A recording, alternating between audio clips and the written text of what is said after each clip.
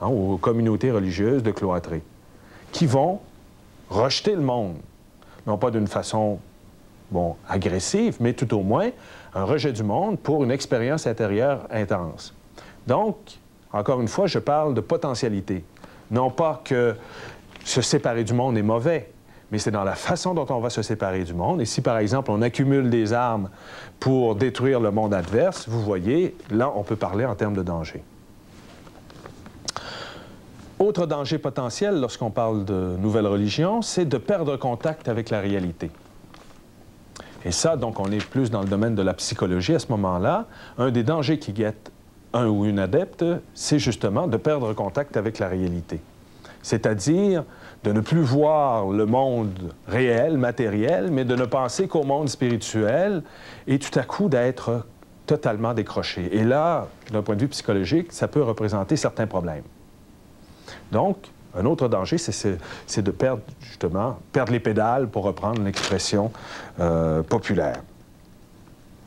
Un autre aussi danger potentiel qu'on rencontre, ou tout au moins qu'on peut souligner, c'est que tout à coup, un dirigeant dise que tous les gestes, son autorité, tout ça, c'est vraiment de l'autorité divine. On ne peut rien remettre en question. Et ça, c'est un danger aussi, puisque de ne plus avoir de sens critique, de ne plus être capable de discuter, ça représente un danger potentiel, puisqu'à ce moment-là, on ne peut plus rien faire. Laissez-moi vous dire que pour la majorité des groupes qui existent, cette situation-là n'existe pas. Même si, souvent, dans les cercles anticultes, on va vous dire que tel ou tel groupe, on ne peut pas avoir de sens critique. Laissez-moi vous dire que, par exemple, même chez des groupes où souvent, on va dire chez les témoins de Jéhovah, chez les Mormons qu'on a pu voir il y a quelque temps, dépendant du rythme à lequel vous suivez la progression du cours, souvent, on va dire que dans ces milieux-là, il ne peut pas y avoir d'autocritique. Laissez-moi vous dire, au contraire. Hein, il y a une critique interne qui est très, très forte et simplement voir les développements de ces mouvements religieux, de ces groupes religieux, pour voir qu'il y a une autocritique à l'intérieur, donc pas de cette autorité divine qui vient tout régler. Mais si jamais, dans un groupe, on ne peut pas parler, on doit se soumettre au maximum, attention, il y a là aussi un danger potentiel. Donc, vous voyez un peu, finalement, c'est d'appliquer la théorie du gros bon sens.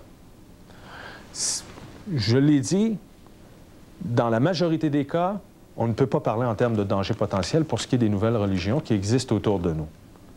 Mais souvent, dans l'attitude que vont avoir des gens face à ce groupe-là, on peut assister à des durcissements ou tout au moins à des attitudes qui pourraient représenter des dangers potentiels. Alors, il faut faire attention. La règle d'or, c'est de rester éveillé. La règle d'or, c'est de ne pas se soumettre comme ça au premier venu. Mais le petit problème que ça pose, c'est que on a parlé de conversion la dernière fois où on s'est rencontrés. Vous vous rappelez, la conversion religieuse, c'est quelque chose qui est souvent soudain. C'est quelque chose qui n'est pas pensé. Et j'aime toujours utiliser l'analogie de l'amour. Une conversion, c'est un coup de foudre. Essayez de convaincre une personne qui vient de tomber en amour que ce n'est pas la personne pour elle. Peut-être en tant que parent, vous avez déjà essayé hein, de votre enfant de 13, 14 ans qui arrive tout à coup à la maison et qui vous dit « Je suis maintenant en amour ». Première réaction souvent des parents, c'est « Voyons, t'es bien trop jeune. C'est pas l'amour. » Vous vous rappelez peut-être de la réaction de votre enfant? Vous ne comprenez rien. Eh bien, c'est ça. Un coup de foudre fait que, tout à coup, on perd un certain contact avec la réalité. Alors, vous voyez, on est dans une zone un peu nébuleuse, hein? Puisqu'on perd contact avec la réalité, mais ce n'est pas une perte totale de contact avec la réalité. Hein? Donc, la conversion, c'est tout à coup cette espèce de coup de foudre où tout est transformé, tout est beau. Et de parler à ce moment-là, de réfléchir, hein, de prendre son temps, c'est souvent superflu. Mais on pourrait se dire, attention, de développer certains réflexes, d'essayer de susciter certains réflexes chez des personnes.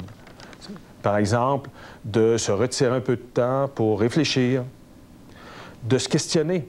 Parce que n'oublions pas qu'une conversion à une nouvelle religion, ça implique beaucoup d'investissements, même financiers, mais surtout du temps, et où on va demander beaucoup de temps à la personne. Et c'est normal, puisque ce sont de nouveaux groupes, donc de nouvelles structures. Il y a peu de gens et il y a beaucoup de choses à faire. Donc, on va demander aux gens beaucoup de leur temps. On va leur demander aussi de faire du porte-à-porte, par exemple, d'essayer de vendre des choses. Bien sûr, il faut rentabiliser un peu. Si on a loué un local pour pouvoir se réunir, il faut le payer, ce local-là. Et bien sûr, le payer, bon, chacune de notre poche, ça peut représenter quelque chose d'assez cher, mais donc, on essaie de trouver d'autres activités pour suppléer ça. Alors, vous voyez, de suivre une démarche dans une nouvelle religion, c'est une démarche qui demandera beaucoup de temps, beaucoup d'argent, et émotivement aussi, il va demander beaucoup, puisque la conversion fait que tout est beau, tout ce qui est nouveau, tout est beau, hein, c'est absolument extraordinaire. Et là, la personne va en donner beaucoup d'un point de vue émotif aussi. Alors ça, c'est la situation. Alors de se dire, de rester un peu froid face à ça et d'analyser, c'est un peu utopique, comme je vous le mentionnais au début de notre rencontre. Alors, tout simplement, d'être attentif à ça.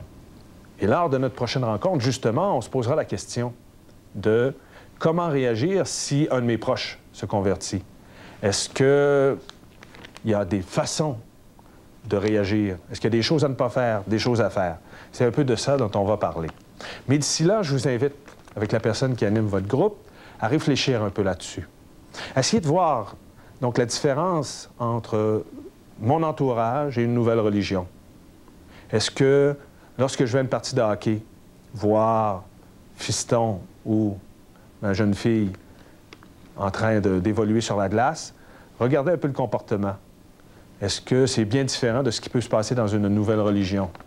Est-ce que, donc d'essayer d'un peu de comprendre les dangers potentiels, puisqu'on a déjà vu des parents se battre hein, l'un et l'autre suite à une décision d'un arbitre au hockey ou dans un autre sport.